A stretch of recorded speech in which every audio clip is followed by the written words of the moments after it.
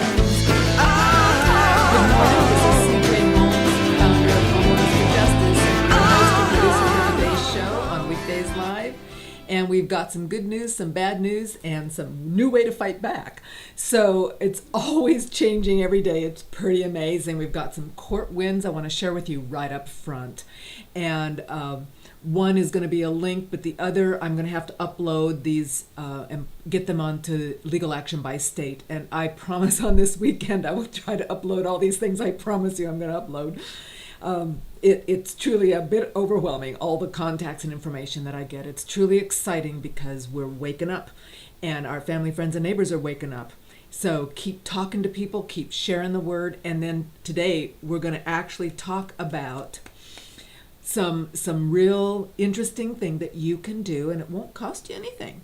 So I'm going to show you how to live stream on the cell phone. It's really not that hard, and you can do it for free. And it's a way to protect your videos from being confiscated. So we'll talk more about that. It's coming. I'm real excited about it because it is a really powerful idea. And of course, we've got bad news. Sorry. But again, we need to take our rose-colored glasses off. We need to look at what we're facing. We need to understand the pot we're in. We're all frogs. They have been gradually turning up the heat in the last 100 years. This has always been the plan. They're close to getting it done. We can fight back. So we're don't lose faith and don't give up. Don't stop. We're going to fight back. We're going to make a difference. We already are making a difference. And thank goodness for the internet that we still have access to that and we can still share things relatively freely on the internet. So without further ado, I want to start with the wins. Let's start right now with what's actually been happening to give people fighting foreclosure more gumption, more hope. It is working, and these are two examples I'm going to bring to your attention. A California court owner, and I'm going to show you the email that I got. I haven't even uploaded the attachments, so this is why we're just going to go through the email real quickly. And then there's a little video about the person that won against Freddie Mac. So things are changing. We just have to keep the pressure up. So here is the email that I got. And this was May 7, 2013.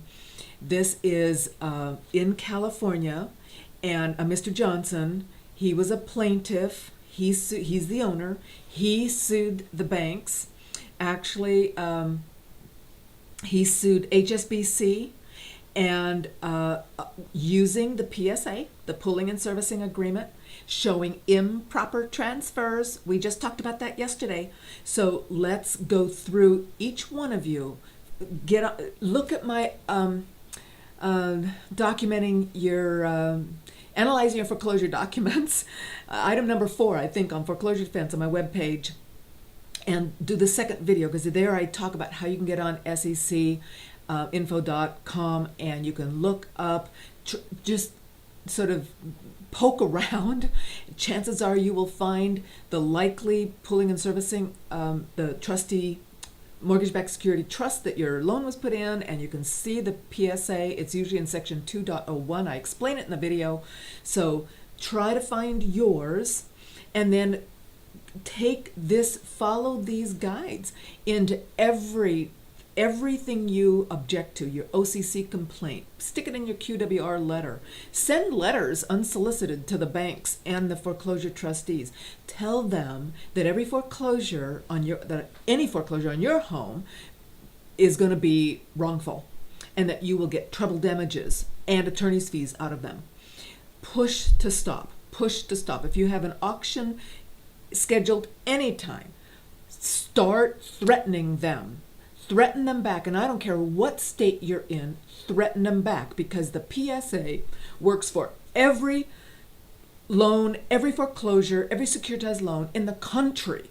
Well, actually in the world, but we're not real concerned right now about other countries, although that concern is growing, because as goes the US, when we topple, forget the rest of the world. So it is really imperative that we don't topple. We are basically, the strongest and most fighting back with some clout. It's up to us to basically put the banksters back in the box, and that's what we're trying to do. Break their cartel. We're trying to break the cartel that they have on us. I've got a new diagram, I think you're going to like it, of how I perceive our situation. So here you've got the order denying motion to dismiss. Of course the bank wants to dismiss this. Get rid of it. I don't want it. And the fact of the matter is, this case was able to use the pooling and servicing agreements in the state of California successfully. And the complaint stands. The defendants have lost.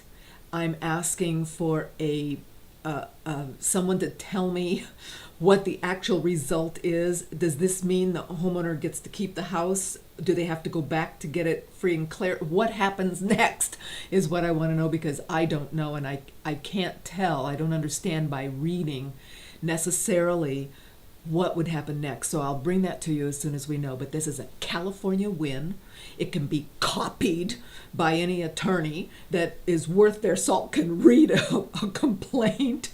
I have the ruling, I have the complaint, I have the order, and so I will upload those as soon as I can. They will be under California on legal action by state on my Holmes website, hofj.org. So I wanted to bring that to your attention. I then want to share with you what some person has gotten out of Freddie Mac. So it's not just the banks, but the GSEs, Fannie and Freddie. And as I've told you before, these banks and agencies, quasi-governmental agencies, make up the rules as they go.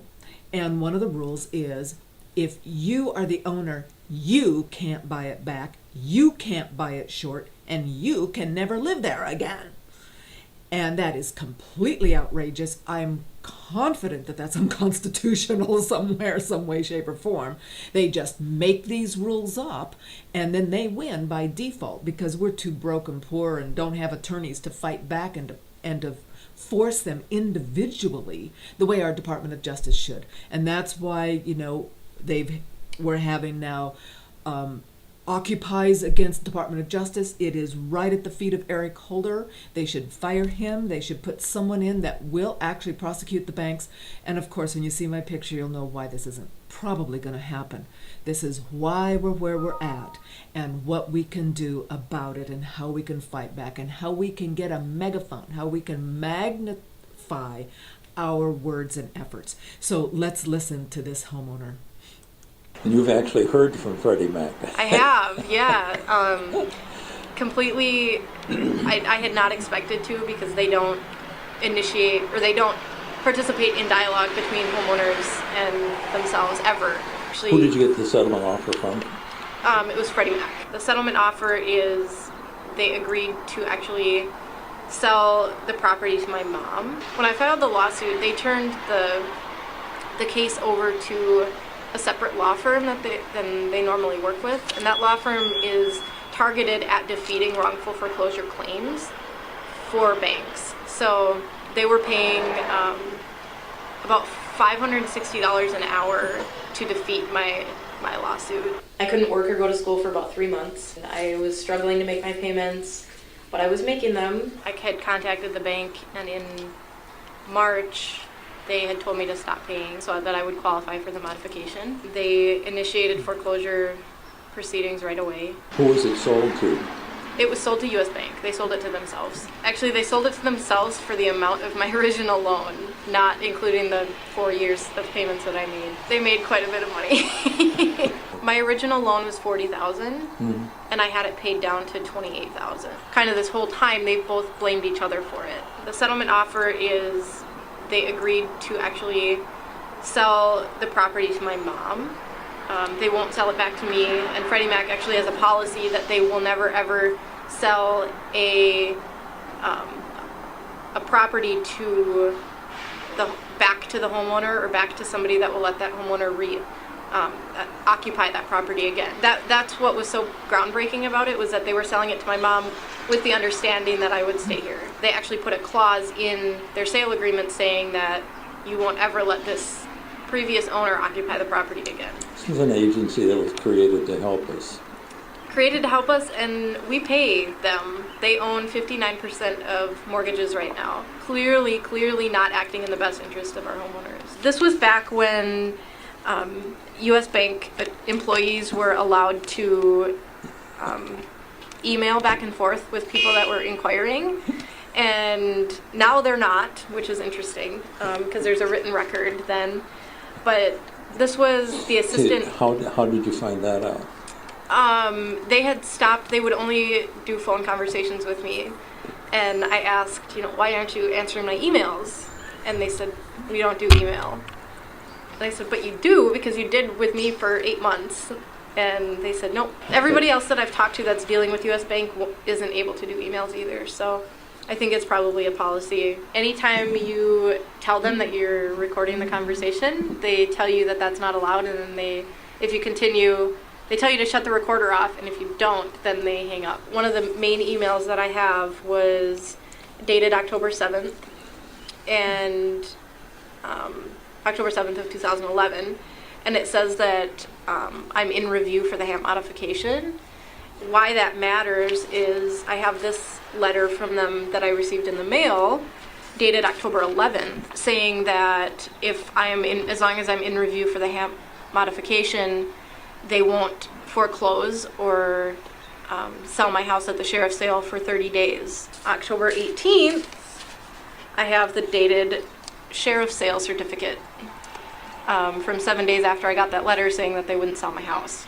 My Occupy Holmes Minnesota kickoff barbecue is called my Beat the Banks campaign in the middle of September, and we all gathered in the backyard and called. I had about 55 people show up, and we all got out our cell phones during the barbecue and called John Luca Jr., the regional manager of Freddie Mac, and left him voicemails encouraging him to work with me to negotiate. 4 days after that, I got my first settlement offer.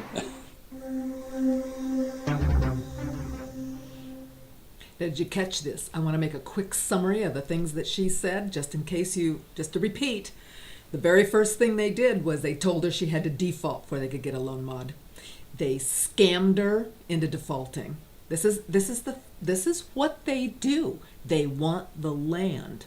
They want the property, the real estate. This is the point, and this is global. This is not just, we're sort of like the last ones catching up, and I've got an article about that today. But nevertheless, they lied to her. She had to default to get a loan mod. And then, of course, they just took it back to themselves. Duh. And they won't do any more written records, no more email. And when she filed the lawsuit, they hired the best that they've got. I've heard this from Lorraine. I've heard this from other people. They have like a foreclosure squad of attorneys that are best at beating the claim. So when you file a foreclosure lawsuit against the bank, expect to get the best on the planet that money can buy. Money and bribes and extortion. You're going to be facing, you and yourself or you and your attorney.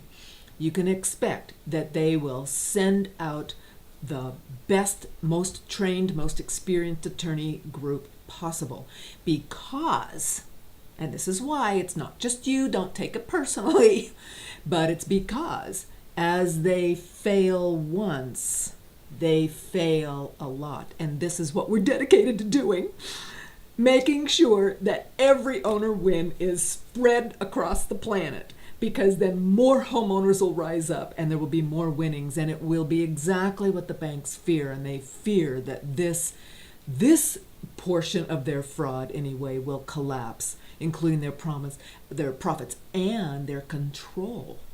Remember, well, I'll show you in just a minute. In fact, I'm going to do that right now. Let's see, what else? Oh yes, she was obviously dual tracked. She has proof.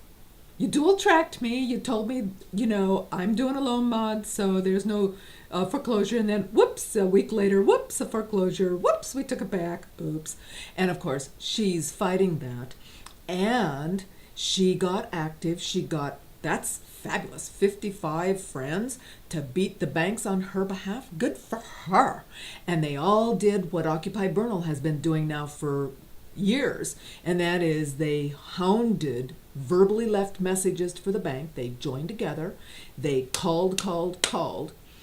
At the top, call the top level person, try to make it personal for that person, and then, of course, they get a settlement offer. And, of course, the settlement broke their own rules. Family member could buy. That's a rule that they say, oh, no, never any family member. You're somehow really bad because your property lost its value, and then we ruined the economy, so you lost your job, so now you're bad. That's their thinking. So they allowed a family member to buy, and they've allowed her to stay. Because absolutely what she said is absolutely the truth. They have agents, borrowers, new buyers, the seller, sign under penalty of prison that you are not related, the buyer's gonna owner occupy. I mean, it's just truly outrageous. They can enforce those rules. We can't seem to enforce anything that we've got. And there's a reason for that. And here's my picture, because this is the basis that I want to keep referring to so that you'll understand, I think, better. One picture is worth 1,000 words, in my opinion. So this is how I see the pot we're in. The big red square, that's the banks, the central bankers. It's controlled by the Rothschilds, Rockefellers, and Morgans, and then the Carnegie, Harriman, Schiff, and Warburg families. This is the cartel. This is the planet cartel. What do? They create all of the fiat money, and every bit of money that they create is fake. It's made out of thin air. They have the privilege worldwide to create money when they want to out of nothing and force you and me to pay back that money plus interest. The interest goes into their pockets. And you know that in a fixed system like this, there's never enough money. You can't, if you don't create money to pay the interest with, then you have to pay the interest with somebody else's debt. So somebody loses. Okay? This is not a game where everybody wins. This is a game where the bankers win and everybody else loses, and they're sucking the planet dry. Now, notice the extent of this. It's almost our whole life. They're the central bank. It's a cartel. They do what they want. They're a corporation, which is a legal fiction, and they never themselves deal in money. They deal in bills of exchange, negotiable instruments, and promissory notes. And this cartel appoints, bankrolls, bribes, and coerces everybody else. Notice the black is the military-industrial complex, and notice how big and large it's grown. Notice that the banks have surrounded and by picture control most of our government, all the elected officials, most of them. See, there's a few that are outside the box. Virtually all of our regulatory agencies, there's a few people outside the box. Most of the global corporations, there's a little bit outside the box. Most of the media, there's a little bit outside the box. The media surrounds the citizens of the world with their brainwashing. But there's a few of us outside the box. They surround most of our courts, and judges and prosecutors do their bidding. But there's a few outside the box. The military-industrial complex is the tool. It's the arm, one of the hands that the bank cartel uses. And never, ever forget, guess how this is funded? Remember what Catherine Austin Fitts called it? She called it the black budget. If you want to watch her little video, about 6 minutes on the black budget, just open up my PDF file. Lots of people are doing it. It's really exciting to just see the number of accesses increasing on that, and just type in black budget. Just type in black, boom, up it'll come. You'll get William Black and you'll get black budget. Both of them are fabulous. Watch his 10,000 frauds a day. This is how I see it. However, this is fairly discouraging and depressing because there is really so little left outside the box. This is the pot This is the pot we're in. We're in the central bank cartel fiat money pot. But all is not lost, because we still have the independent media. This is what I'm sharing with you every day. This is what I'm doing, and this is what you're going to do. Okay, we're all going to do this. Mark my words. The citizens can fight back. The citizens are joining. We're trying to surround and capture ideologically for freedom. We're fighting for freedom. Those pieces of the puzzle of our agencies that are not yet lost. There's people in these organizations. There may be more than we think, because the media so surrounds us with, well, this is just the way it is and it's not worth it fighting back. So never, ever, ever forget, and what the goal is today is to expand this blue circle. Let's bring more sky and light into our life. So I'll have this uploaded on my website. I'm probably going to put it on the homepage. I believe this is really, really important. I believe that the fact of the matter is we can win. We're greater actually in numbers. There's just like 10, 15 people here at the top controlling all of this. And a lot of people haven't wakened up yet, and they don't understand they're being manipulated and controlled. So as we fight back, we can change this picture. I'll try to keep it updated. Now, I wanted to share with you, this comes from Anonymous, and it's about B of A, and it's about foreclosures, and it's about what we can do about it.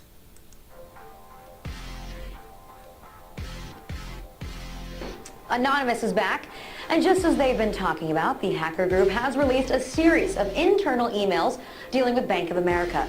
The leaked personal documents are from a series of correspondences between a B of A employee and somebody from Balboa Insurance, who used to be a part of the bank.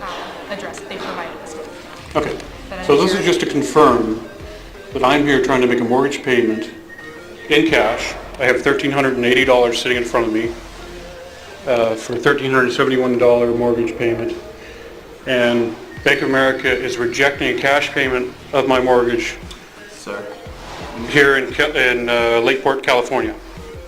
Is that correct? So you need to turn that off. Is that correct? You need to turn that off, sir. This is what I've just been told. Bank of America has just refused to accept my mortgage payment in cash and is insisting on kind of a wire transfer. Apparently, in America, cash does not pay the mortgage anymore, is what I'm being told today in Lakeport. The following is a message from Anonymous to the general public. Every day, Bank of America defrauds hundreds of thousands of its customers, along with innocent borrowers who have loans that are either originated or serviced through Bank of America or its predecessor, Countrywide Home Loans, Incorporated. Despite having been fined several $billion by various state and federal agencies continuously over the last 4 years, Bank of America continues to defraud the public and abuse the court system against innocent victims that are unable to fight back. Although Bank of America was forced to pay billions in fines, those dollars have not trickled down to the victims who have lost their homes, had their credit destroyed, lost their jobs, lost their retirement, and lost their ability to live the American dream. As to why does Bank of America continue to defraud people, that answer is also sadly simple. It has to continue to use fraud as a daily business principle because it has committed so much fraud in the past, that it must continue to use fraud to cover up the past fraud. It is that unending cycle of deception your parents warned you about when you told your first lie. If you tell a little lie now, your lies will get bigger and bigger to cover up the previous lies, until you lose the meaning of truth.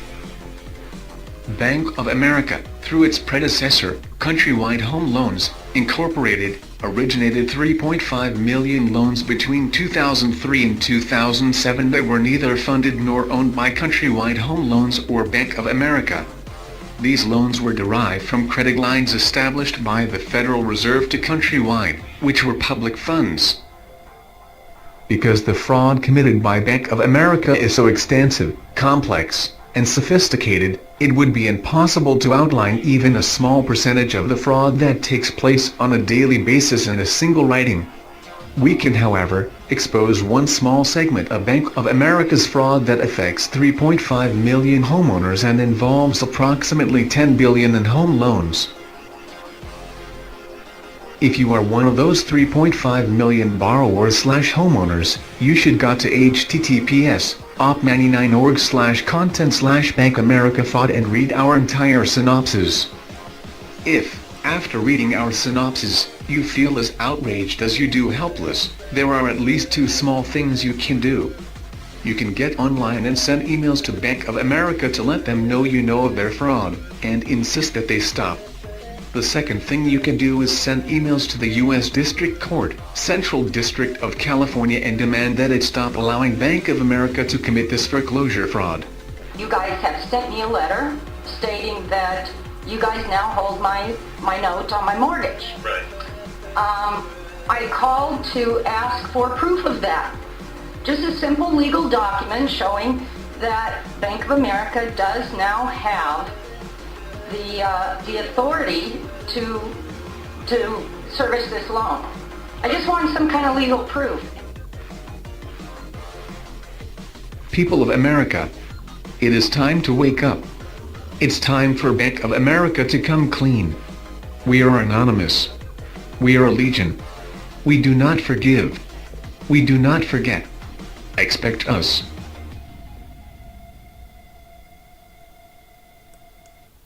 Now that sounds all real fine and dandy, doesn't it? Send them some emails and demand the note. We've been doing that. Sorry, Anonymous. We've been doing that now for a long time. Many people have. Most of them are getting steamrollered, shoved out through the foreclosure pipeline and popped out of their houses. The bank takes it back, sits on it as a vacant foreclosure. We already know that there's millions and millions of vacant homes right now. I believe that we're going to need to do something a little more than that, and I'm going to show you something. I mean, this is great. I'm glad it's out. I haven't even had a chance to look at that website, so I will be checking that after today's show. I will put that also on the link on the comment section and in my document so that it'll be easily found. Everybody for B of A, anybody that's lost a home, anybody that has a B of A or countrywide home loan should be going there and reading it. If there's something that we can actually do as a group or as an individuals, I will be talking about that tomorrow. Nevertheless, we already know why they're not going to give in and give up. Let's see. They're one of the major banks that are being used as tools by the cartel.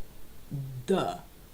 And it's been very, very lucrative. In the end, it's going to bite them big time.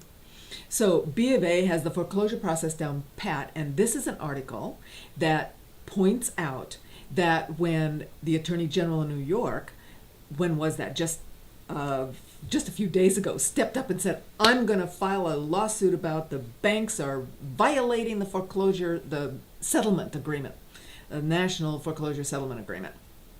And of course, B of A is just firing right back. They're going to do whatever they can to intimidate him, to make him look bad. He could be absolutely right, but they are now going to bring every bit of pressure to bear. So we need to be sending him emails saying, fight back, we're behind you, we got your back, we're going to fight B of A ourselves, step up, file this lawsuit, don't cave in to the cartel. He is one of these little people out here that may not be quite yet inside the box. So anytime we find anybody that's a little bit outside the box, come on, let's support them. Let's work to fight, help them, help us, help ourselves. Shrink the bank cartel piece and grow the citizens fighting back piece. Now, this is the bad news. I'm sorry, it's really bad news. But I'm telling you, forewarned can be at least somewhat forearmed. And so this I'm bringing to your attention because the Obama administration actually admitted some time ago, I'm going to play the short little video for you, that they are going to kill the dollar. They're going to kill the US dollar. So what you see right now, and this article, whoops, sorry about that. This article points out right here, we're just going to kill the dollar. The entire Obama agenda in one short sentence. It explains everything that you're going to be seeing domestically and globally. That one statement makes every other question irrelevant because nothing else matters when the dollar bites the dust. It's over. So just think about how many assets do you have right now denominated in dollars? Stocks, mutual funds, retirement. Think about that. And when the dollar becomes worthless, and so I've been trying to hunt around to say what exactly does that mean, and how exactly is that going to look? So here is the official actually saying this. You're in charge. You're in charge of this thing called the United States government / budget, and it gives you political and fiscal authority to do, quote unquote, the right thing. Yeah. Would you mark to market balance sheets today and create the economic downside that would follow, or would you put in place or attempt to put in place some kind of economic policies to get you to a better place down some theoretical road? How do you solve a problem where you're spending 10% of, you're running a 10% fiscal deficit? You're not going to get growth in the absence of private sector credit demand. So the government's idea right now is we're going to export our way out of this. And when I asked a senior member of the Obama administration last week, how are we going to grow exports if we won't allow nominal wage deflation? And he says, we're just going to kill the dollar. And I said, okay, more you mean. So that's the only answer. And that's a dead answer. It's a dead answer, but that's where we're headed. Got silver? Get some. I'm going to show you something. Another little video. Here's a good explanation of their plans.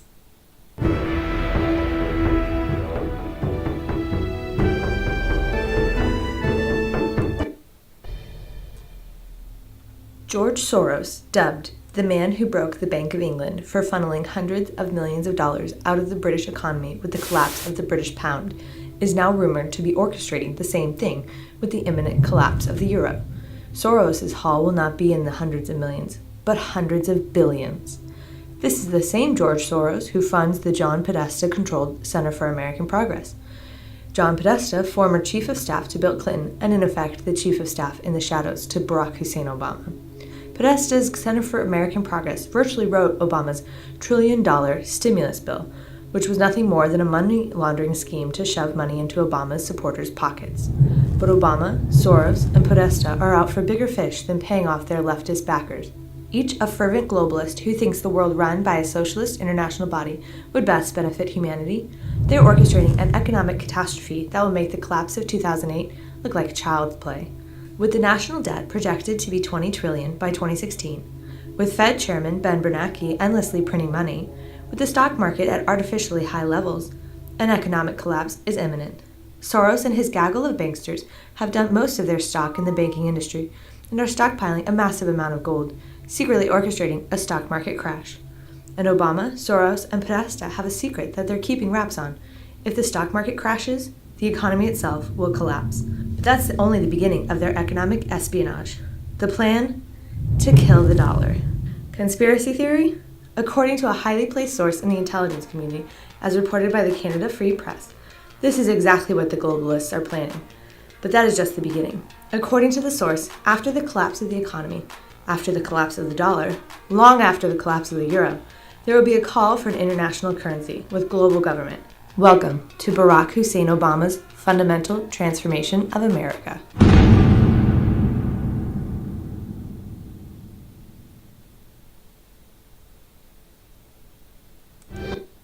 That is the point. That is the point. They're pushing America into the globalist picture that they've got so that they can have ultimate control. They want to round out the control so that they have everybody under their thumb. And that's why I called it a police state.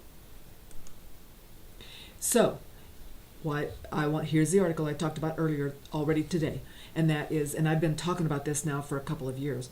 What is the point? What is the point? Why are they foreclosing? Why are all this stupid stuff? Well, because they want the property. They want the land. This is the land baron rush. And if they can push you out of your home illegally, they won. That's why it's so important to fight back, so important to not leave the home. Keep the house as best you can. Get others to help you.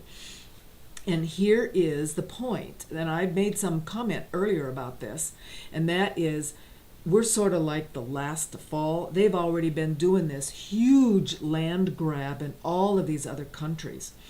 And so at the congressional briefing last week, this was done in April, mid-April, at a congressional briefing, speakers from Cambodia, Ghana, Guatemala spoke about how land grabs have occurred in their countries and what role UN voluntary guidelines on the responsible governance of land tenure agreed to last year might play in developing new rules to protect local communities from powerful foreign investors. And so now here's the stories. You can read this article about how the Cambodian government had granted land to outside investors, Chinese, French, or Vietnamese, for huge rubber plantations or mining. And so the people, the locals, lost their homes, lost their right to the land, lost their right to grow food, and has increased poverty. And so in Cambodia, there's actually strong laws protecting indigenous rights. But guess what? Enforcement has been poor. Gee, what a shock. The governments are controlled by the banks, and they want the land. The banks and the corporations and the military-industrial complex, they want the planet. That's the goal. They want your land. They want my land. They want everybody's land. And they don't care if we don't have food. You kidding? Fewer of us would be better for them. And so then it goes on and talks about how other countries have really suffered. And the fact is, we're seeing this now happen in this country.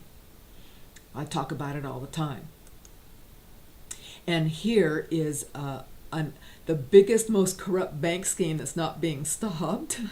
and I don't know if you want to call that the biggest, because you're going to discover it's not the creation of fiat credit, which I would think is the absolute biggest thing, where they can click a key and create trillions of dollars that somebody else has to pay them for. I call that's the most corrupt bank scheme on the planet.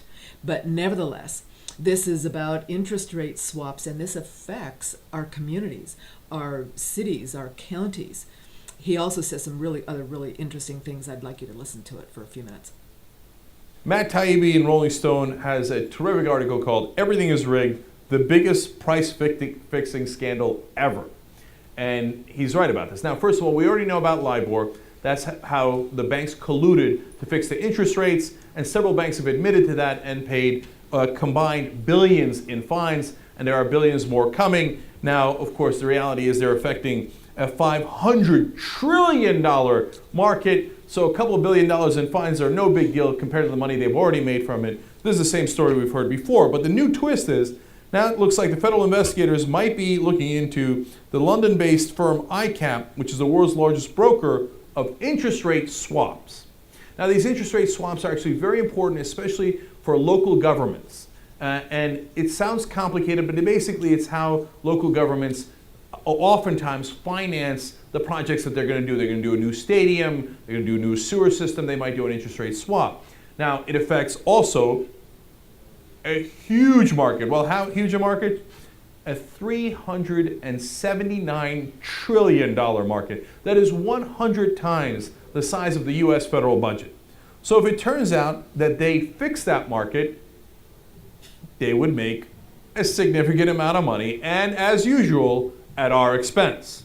So Taibbi explains, at ICAP, the interest rate swap desk and the 19901 screen, which is a technical thing that they use, were reportedly controlled by a small group of 20 or so brokers, some of whom were making millions of dollars.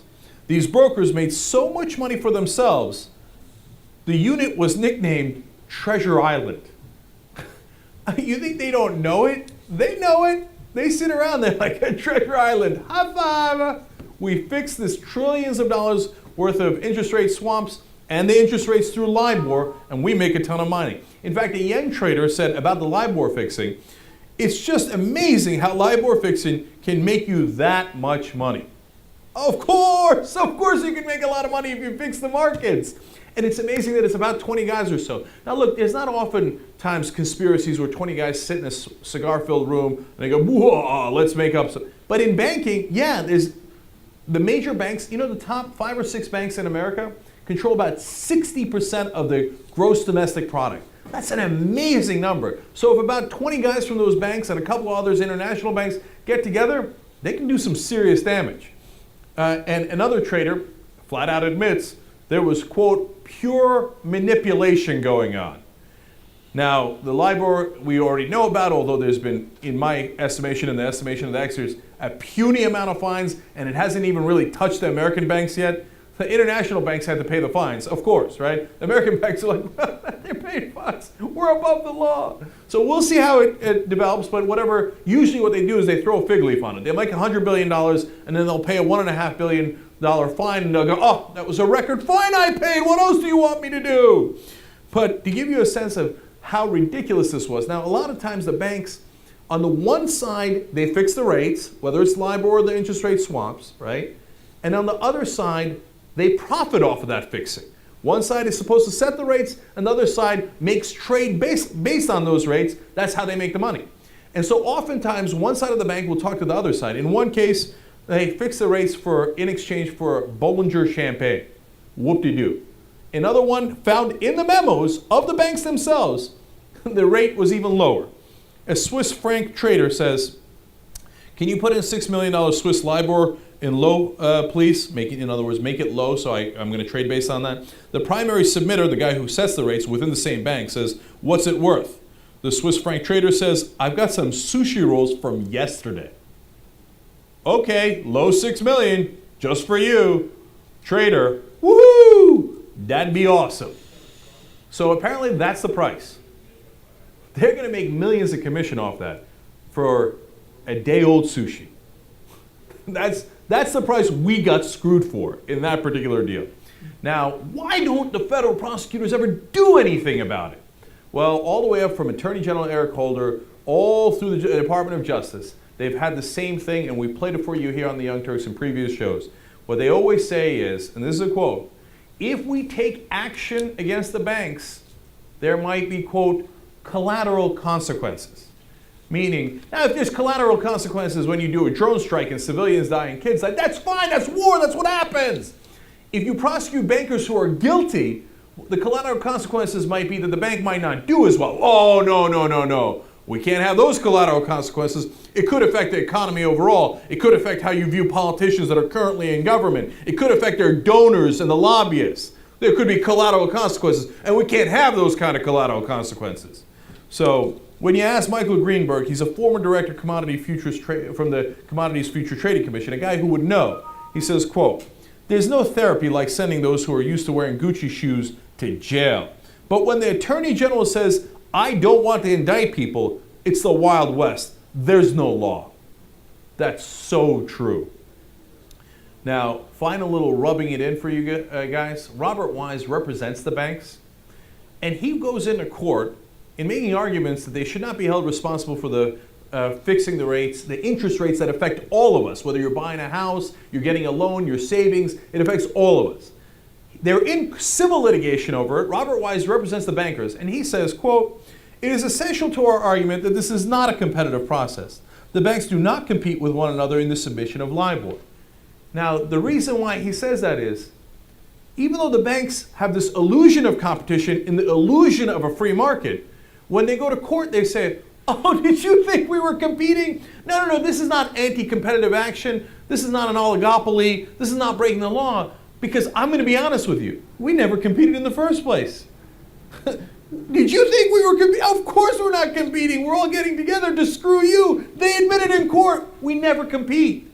That's amazing. Conservatives, what happened to your free market? Here is the attorney for the banks admitting There ain't no free market. The whole thing's fixed. And that's his defense. You should have never expected a free market in the first place. His defense gets even slightly more absurd and amusing. He also says, the plaintiffs, I believe, are confusing a claim of being perhaps deceived with a claim for harm to competition.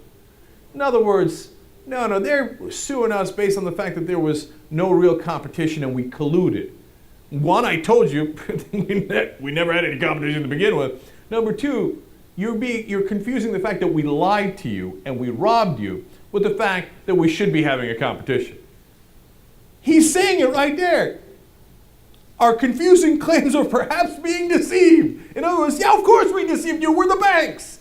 But too bad for you. Ha ha. It's your fault for ever expecting that we were in any degree of competition. They have destroyed the free market. If you're a liberal, you're a conservative, you're a libertarian, if you're an American, if you actually care about our system of government and our economic system, you should be livid over this. And if fixing the interest rates and interest rate swaps markets weren't enough, well, Taibbi also explains, when it comes to fixing, that includes the markets for gold, where prices are set by 5 banks in a LIBOR-ish teleconferencing process that, ironically, was created in part by N.M. Rothschild and Sons. Uh-oh. Here comes Alex Jones. All right. And silver, whose price is set by just 3 banks, as well as benchmark rates in numerous other commodities. Jet fuel, diesel, electric power, coal, you name it. So it turns out, yep, almost all of these different markets are fixed. They're fixed to give tremendous billions of dollars of advantages to the elites who run them and screw the rest of us. And look, it's built into the system. So this is a conspiracy that's out in the open. You see it with your own eyes, the prosecutors see it with their own eyes and refuse to prosecute on it. Now we can fix this system. This isn't like those 20 guys are somehow controlling the universe, that if you go and do something that they're going to, kill 90% of the people on the planet. They're actually lizard people, all these other crazy conspiracy theories. No, this is the conspiracy. And it's staring right at you. And they pretty much admit it. And there is something we can do about it. We can fight back. The first step is get money out of politics so that they can't easily buy our politicians and our Attorney General and our Justice Department and fix the laws on to their side. If we had a real Justice Department and we threw these guys in jail, all of a sudden, I'd be a little less, willing to fix the markets and to, carry out this conspiracy. There's got to be real consequences. Fix the government first, and then we'll get to these guys second. And believe me, we better hurry, because we got to get to them quick before they rob everything we've got. Too late. They've already robbed everything we've got.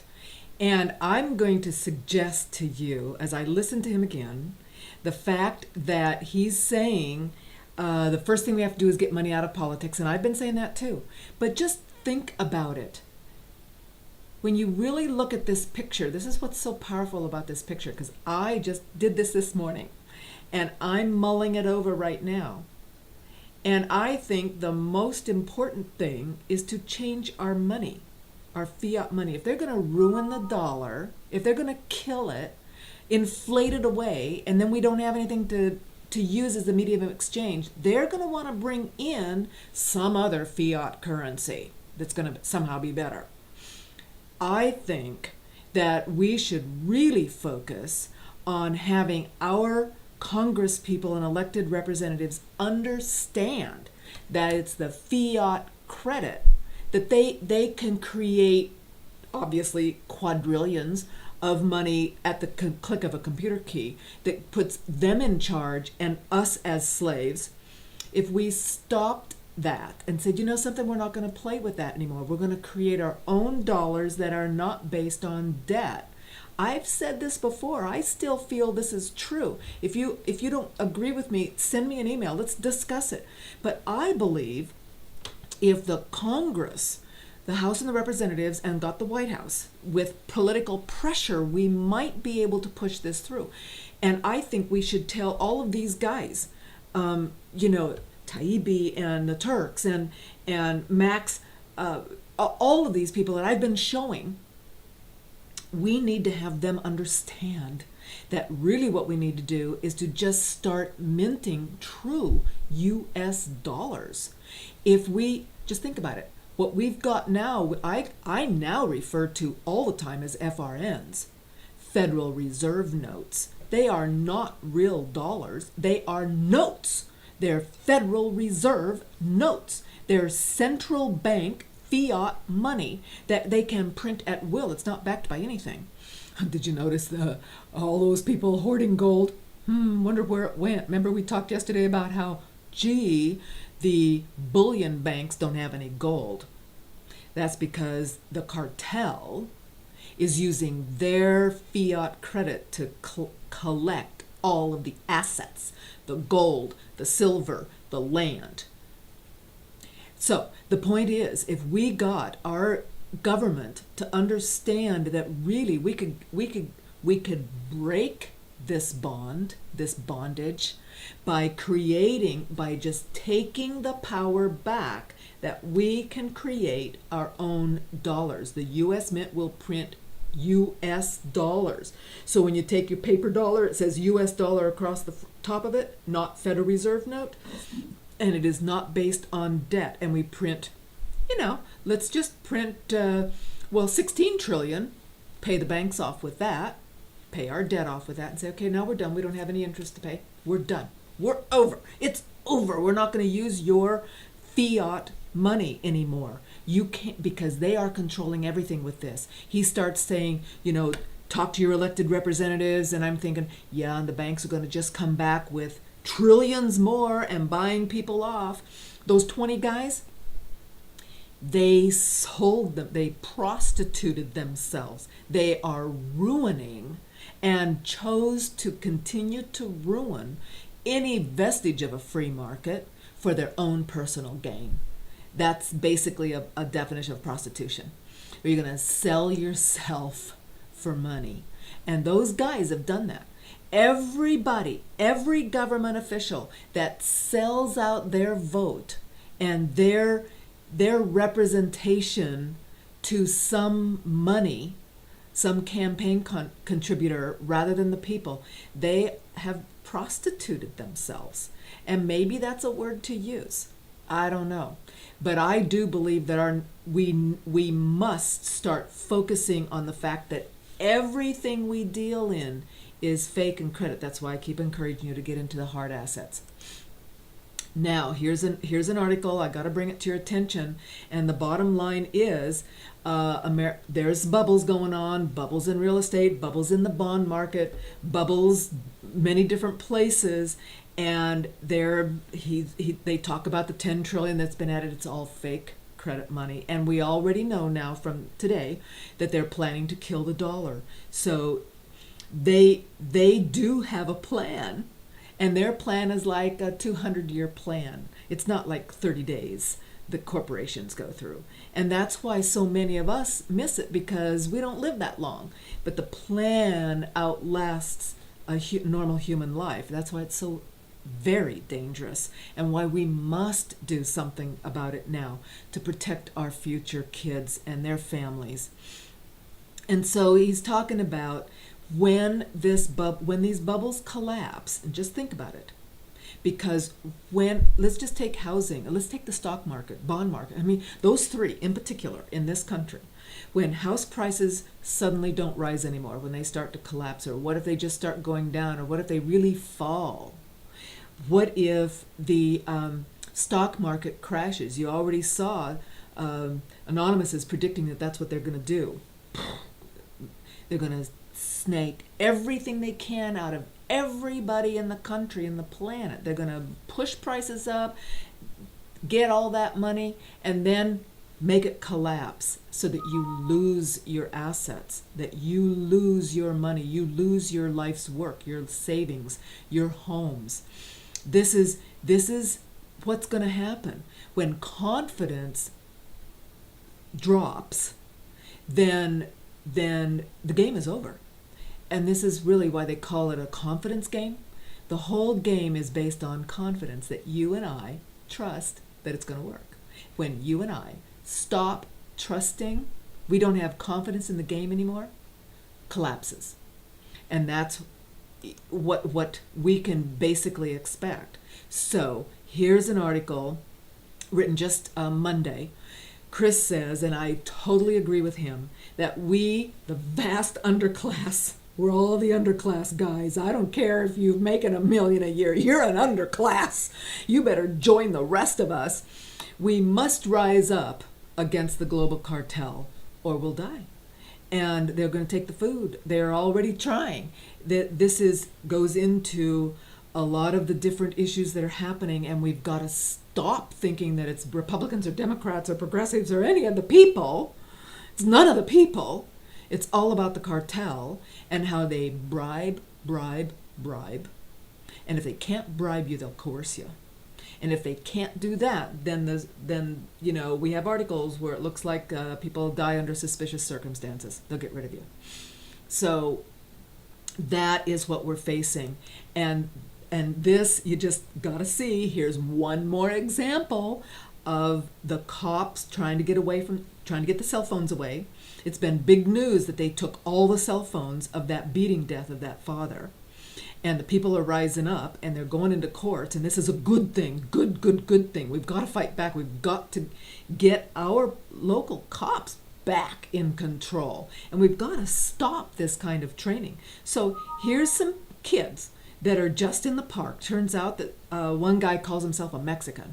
So they're just sitting in a park. They're not doing anything. And the cops are basically hassling them.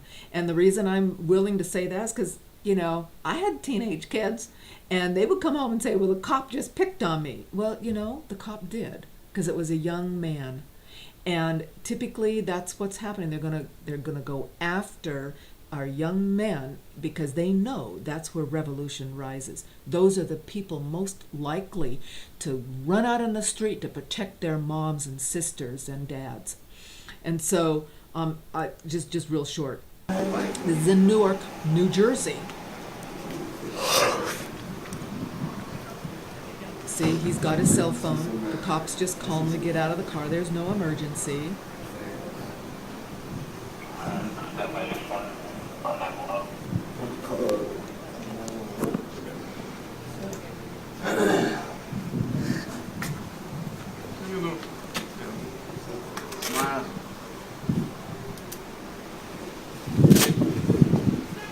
Phone down. Put it in your pocket. I'll be fine. I need to hold on to it. No, you don't. Yes, I do. No, you don't. Yes, I do, sir. No, you don't. May I look into inspect it and make sure it's not a firearms? It's recording, as you can see. I need to see your phone. No, it's fine. I need to see your phone. You're looking right at it. Are you not? I'll ask you one more time.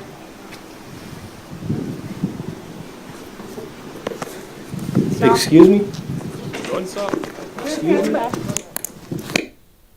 She reaches out to take the phone. Did you hear that? I want to see that it's not a gun. Are you kidding me? This is happening all over the country. And so here is some positive thing about fighting back on the force, the use of military force, and Congress is rethinking that. So let's make sure that they really rethink that and they cancel the war on terror, because Obama's just completely run amok. I just cannot imagine any of his supporters really supporting all the drone attacks and now the growth of drones in this country and targeting terrorists. And, and of course now it's coming out that they're creating the terrorists so that they can hit them with drone strikes. I mean, it's just a huge game in trying to get control of the people and take away the guns. And here is something you must think about. I'm going to play this and I'm going to show you how to live stream, because when they take the phones, it turns out when you live stream on your cell phone, my cell phone, I live stream from this. You guys have seen some of these if you've watched them. I call it community action, street action. You can live stream too. I'm going to show you how, because the phone does not hold the video. It streams out to the web. And so there's no video here. There's nothing for them to see or take. They take the phone, well, we'll get the phone back. But the video is safe and can be viewed on the web. So listen to this. Are you and I, are we going to be Paul Revere's? Are we going to be spreading this out and explaining to our moms and dads how to stream? I'm telling you, I'm talking to my mom and she's going, I don't want to do that stuff. It's important. It's important. This is how we can help protect our rights and keep the videos going, because you and I know we like to watch videos. I mean, I just played one. I played 3 or something today. They're all very good, and we're hearing the information, and it packs a powerful punch. That's the point.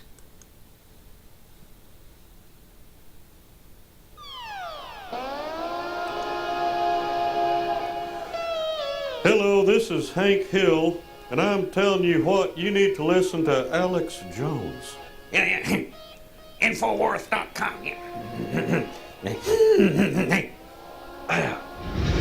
Judge, what is the secret of the universe?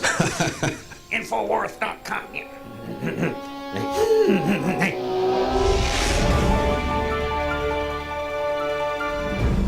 Well, in past years, we've done live news streaming from Bilderberg using Ustream. And we've got someone on the phone today from Ustream, Chris Cantu, and he's going to talk to us about some updates to its capability.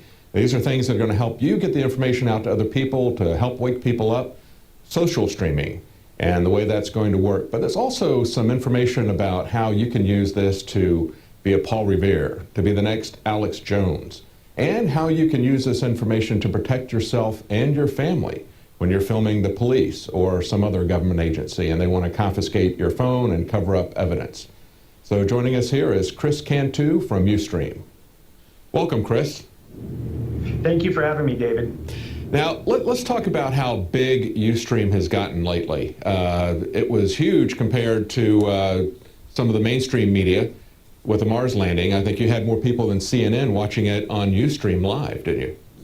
Correct. Ustream's about 6 years old now and was started by a few veterans who wanted to communicate with their family while they were working overseas. And so we're in our 6th year now, and it's just unbelievable the amount of traffic and the amount of exposure that Ustream gets, and that we're not tied to any mainstream media or Google or YouTube. We're a kind of a standalone entity that allows a broadcaster to go live in a number of ways, whether it be mobile phone, desktop, or professional high-end encoding, to go live and to capture as many viewers as possible to see your content. And according to that article, you had something like 3 million people watch the Mars landing.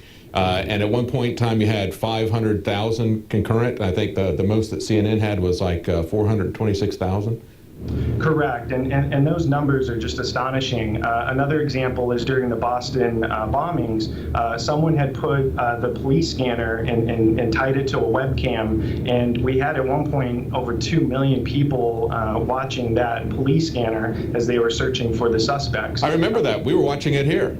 We were watching it here at InfoWars. It's amazing how you can take a tool and a piece of technology and give it to humans, and we'll just find any way to make it work for us when we need it. So it's really an amazing tool. That's right. And one of the things I like about this, and we're going to be using this, like I said, at Bilderberg, it really levels the playing field for alternative media. It lets people cover stuff live, get the spontaneity of it. And one of the other things that's important is if you get into a hassle with the police, because even though it's been shown time and again that the public has a legal right, we've had court after court strike down any state laws and uphold any lawsuits against the police, and yet they still continue to harass people who are shooting video. And in the case most recently out in California, you had 5 people who were calling 911 and telling them that this guy was getting beaten to death by a gang of cops, and 5 people were recording this, and the response of the police was to go around and confiscate everybody's cameras. They even followed one woman to her house and camped around her, and she had her lawyer there, and then they took the camera. If they had been streaming that live,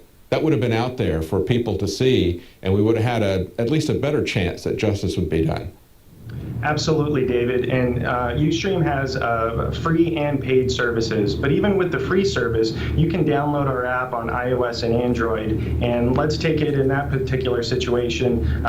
You pull out your camera, and now you're streaming live video to the internet of what's going on in real time. And as soon as you see something that would kind of throw you off or suspect that your camera may be confiscated, you can simply stop streaming and say, do I want to upload to the cloud, and you hit yes. And then as long as the device doesn't power down in the next few minutes while all of the data gets posted to the cloud, that video will be saved on your Ustream channel page, so that when you go back to see it, you can download it, and now you have access to this video, even though you may not still have your device. And that's really the next phase of this revolution, is being able to stream live in real time and then have your video stored in the cloud versus stuck on a memory card that maybe get confiscated. That's right. It's very important, like we said, leveling the playing field for alternative media, helping people to be Paul Revere's out there, do their own reports, get their own stuff out. But it's also a way to help protect your family or yourself in very critical situations, because in this particular case, the guy was killed. And if the police realize that this stuff is going out live, that they're not going to get away with confiscating the cameras and confiscating the evidence after the fact, that's going to perhaps rein them in a way that city councils and other governments are not doing that. So that's a really critical thing. But let's talk a little bit about how this is going to work with Bilderberg. One of the things we like about this that is going to be different this time than when we covered it last time is the tie into social media, into Facebook, into Twitter. Tell us a little bit about your social streaming. Good point there, David. And I take an example of YouTube. You film a video, you post it to YouTube. It's basically a one-way interaction. People can leave comments down at the bottom, but it's not real time. It's not really a two-way engagement. With Ustream, and this is something you won't find on any other platform, is that we give you the embeddable video player, but we also give you a module called the social stream, which should be embedded anywhere that the video player is. Now, what the social stream allows you to do is communicate in a two-way method with the people viewing your content at any given time. So your viewers can log in either with their Ustream account or their Facebook or Twitter accounts, and then be able to start chatting and communicating with you in real time. Now, the power of that is that when someone logs in with, let's say, their Facebook account, and they make a comment on the InfoWars stream, a duplicate message gets put back on their Facebook wall that says, hey, I'm watching this cool video, come check it out. And there's a link down at the bottom to go now to the InfoWars channel page in this example. So now you have a bunch of messages being posted out in both Facebook and Twitter, where I may be following someone and not even know about this live event, but I see that they commented on it, and I see the link to go watch it, and now I'm watching it, and now I'm engaged into that live content in real time. So it's really a tool that allows your video content to go viral through Facebook and Twitter, as well as Ustream. That's great, because one of the reasons we're covering this, obviously, is because up until just a few years ago, when some of the mainstream papers like The Guardian started carrying it, when Drudge started posting articles about Bilderberg, most people didn't believe it existed. And so it was this open secret, that it was out there. And so one of the main reasons we're going there is not just to see who's going there, because we're not going to be inside the private meetings, but to shine a light on the fact that there is this huge private meetings going on between giant corporations and politicians from all over the world. And we need to shine, it's kind of like a sunshine law, trying to shine some light on what's going on here and get people to ask why this is going on. And so it's real important that with this social stream, people can not only share it with other friends and really kind of pass this around, but they can also comment back and forth live. That's going to be a really interesting feature that you've got there. Absolutely, and I would recommend, to your point, David, about going viral and breaking through, the mold into the mainstream. If people were to set a hashtag, and a hashtag is just a pound symbol or number symbol with the word after it. So As an example, pound Bilderberg. If people were to start tweeting and using that pound Bilderberg, it's kind of, you're just info jamming Twitter with pound Bilderberg and over again. And then you could see it start to trend on Twitter, which would be amazing during that, next few weeks, or, when Bilderberg is. If you could see that as a trending topic, it's kind of like a Google search bomb. You could almost do a Twitter bomb with that hashtag and really just put it into the mainstream, and people would be forced to cover it at that point. Absolutely. So definitely a tool to be able to do that. Absolutely. Yeah, it broke in the last couple of years. It broke into the mainstream, but we want to get it more broadly covered, get people to really ask why this is happening and what's going on here, and is this something we really want to see? So that's going to be a great tool. And one other thing, now people can watch this. They don't need to log into Ustream, and they can watch it on pretty much any device, any phone, any kind of computer, or iPad, tablets, that sort of thing, right? Absolutely. The way that our infrastructure is that we do the additional transcoding for mobile devices, both Apple, iOS, and Android. So yeah, I mean, we've even seen within the last year, mobile viewership of video content has been spiking upwards of 30%. So people aren't tied to their desks anymore. They're out and about, going about their lives and watching content through a mobile device, which through Ustream you will be able to to take advantage of. And I'll also mention again that we do have a free service. So I'd recommend all the viewers out there go to ustream.tv, sign up with the username, create a channel, and use that channel and access whenever you may need it. If you see a police brutality or you see something that needs to be captured, whip out your phone and start streaming it to your channel. Right. Get that app and get that free app and set that up. Yeah, that's a great idea. Well, we're really looking forward to this. It's great to partner with you on this, and it's a great service. We're really excited about the upgrades this year. Absolutely, and I would just leave with a short story in that in the early 2000s, living in Austin, Texas, I would be flipping through the channels and I'd come across Alex Jones, just on a desk with a bunch of papers and standard def camera and just going at it. And if you take what AJ has done as a model, as an open source mold, now in the year 2013, you can be the next Alex Jones. You can sign up with the Ustream account and start streaming content. It could be as simple as just reading articles that were posted that day. But the main thing is to do something. It doesn't do any good if you have all this information and are awake and you sit back and you don't do anything about it. That's really the only way that we're gonna win this info war, is to go out and make your voice be heard. Absolutely, we got to wake people up. That's what we talk about, everybody being a Paul Revere. Well, thank you so much, Chris.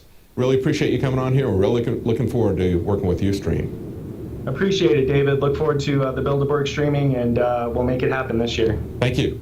Bye-bye. Well, those are going to be some exciting developments and a new way to spread the word with people through social networking. Get them to follow the live news updates as they're coming straight out of Bilderberg in London. And we're also going to have reports that we're producing that'll be on Prison Planet TV and on the nightly news. And so if you'd like to get that information out to other people, you can get a membership, and 11 people can be watching that simultaneously, as well as our Ustream coverage of Bilderberg. So consider getting that if you're watching this on YouTube. And that's it for tonight. We'll be back tomorrow night at 7 Central, 8 p.m. Eastern. Okay, now I checked Ustream when I wanted to start live streaming, and their desktop ability was their little control panel was very difficult to use, and I liked Livestream's control panel.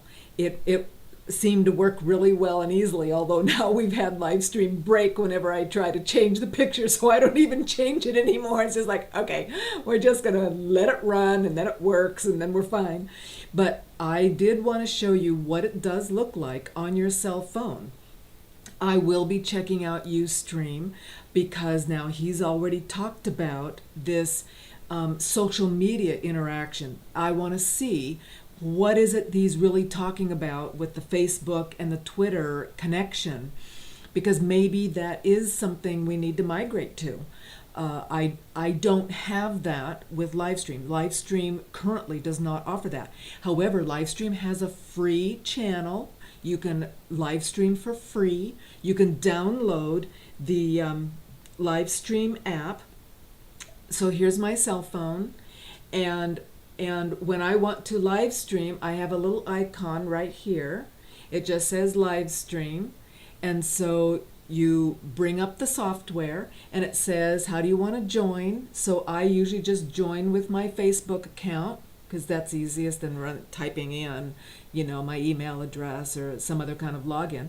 And so then it logs in. And of course, in my channel, I've divided my channel up under the various actions. So that's why I have all these icons.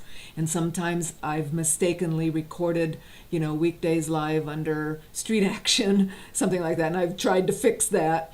But I can pick from my phone, I can pick which one I want. See, it just says weekdays is live now. Can you see that? So it tells you what you're doing. And then if I pressed that, if I wasn't doing this live stream right now, and I pressed this, up would come, in fact, let's see if I can live stream on community actions. Oh yeah, see, if you press to do something, you can post. You can either post a text or a photo or a video or a live video. And so when you press live video, let's see if I can stream on that. Oh, it comes up and says, do you want your phone or do you want live stream broadcaster? I don't have one of those. So I would just say my phone, and up comes the picture. And so you can see it's actually, oops, here, I'll turn it right side up. See, this is what it looks like. So that you can, there's a little icon down here and it just says go live, and you press that and you're automatically streaming. You're streaming, and it doesn't save the video on the camera. Now, what he said on Ustream, it sounded as if it actually puts it on the camera, and then before they confiscate your phone, you have to say, whoa, save it on the web. Here, it's just automatically. Once you start streaming, once you say go live, then it's automatically saved on the web. It is not on the phone at all. It is automatically out there. If they take it and they stop it and break the phone, whatever you've done is already on the web, on your live stream channel. Now, a free channel will only keep your videos for 30 days, but you can just go to live stream. Several of you have already done that. You've downloaded videos, some of my live streams. You tell me about it. That's great. I actually save all of mine, because on the computer, when I'm live streaming here on the computer, it automatically saves it. So I've been making a backup copy just in case the computer busts. I'll have that on a separate standalone drive. But on your phone, there isn't any video. It's automatically saved on live stream channel. And if you want a copy of that, you have to download that onto your computer or onto some other device. And so I like Livestream for that. I really want to explore Ustream and the connection with Twitter and Facebook, because we need 1 million people. You know that. That's why you're watching, and I so thank you for doing that. And I've been asking, how do we get a megaphone? How do we get more and more people to really grasp what we're doing and talking about? And how can we protect ourselves? This is one way. So it's real simple to download the app. You can go to Livestream and set up a channel, a Livestream account for free. You can download your app. They'll say, do you have Apple or Android? Pick one. I've got an Android phone. It's no big deal. It works the same. And practice. Go out and start practicing. Now, one of the things that I discovered that I really needed to do, I'm going to talk here just about a couple of things that I've learned by live streaming, so I try to remember, is that you make your phone a mobile hotspot. Because when you make the phone a mobile hotspot, that actually sets up a better connection with the internet. And it takes it off of like the cell phone transmission. This is now data transmission. This is internet transmission. So turn the phone into a mobile hotspot. Here I just check it.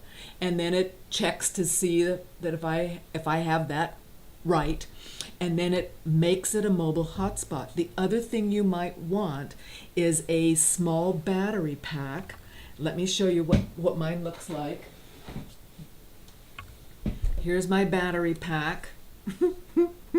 Okay, it was about $80, and it will charge the phone about 5 times.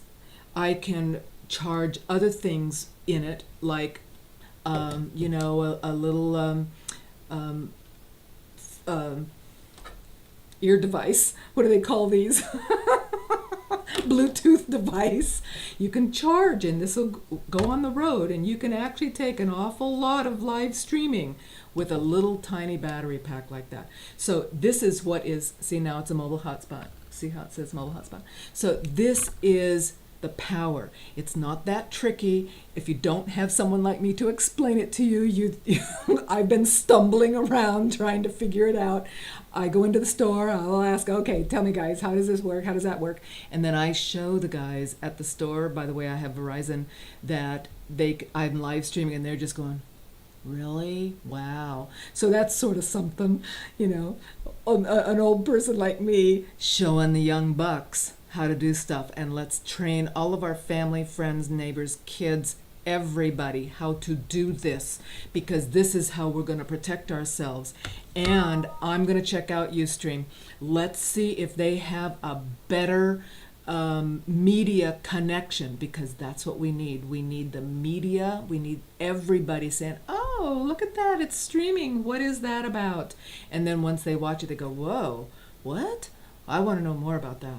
And so I just wanted to bring that to you. Every day is so cool, isn't it? There is something like new every day. I have no clue what tomorrow brings, but I'm sure it will be something exciting. And in the meantime, it's definitely going to be something, if I have anything to say about it, if you have anything to say about it, it's going to be, we're going to bugger the bankers, the politicians, and the bureaucrats, and we're going to stop the cartel from taking over the planet. It's up to us, guys. Let's rise up and get everyone we know to rise up. Protect your assets, protect yourself. I'll see you tomorrow. They taught me to fight for my civil rights, but it's always the same old story. The rich reign supreme while the poor can but dream of the labor or liberal or Tory. And I say, bugger the bankers and politicians, bugger the bureaucrats too, bugger the buggers who make up the rules. And if you're one of them, bugger you. And if you're one of them, bugger you.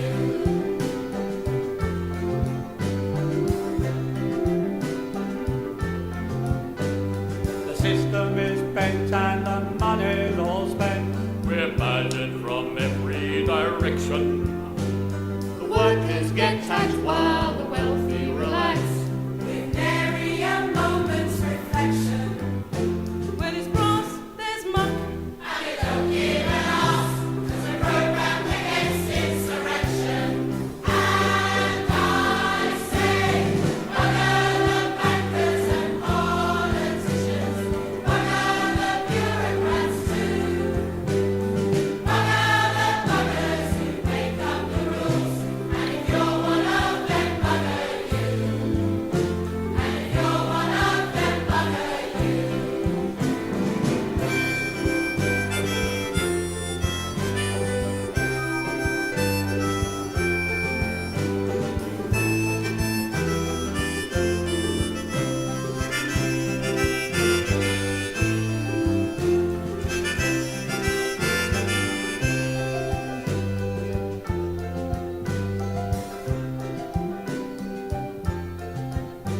Now all you good people with passion to vent, don't give up the struggle for justice.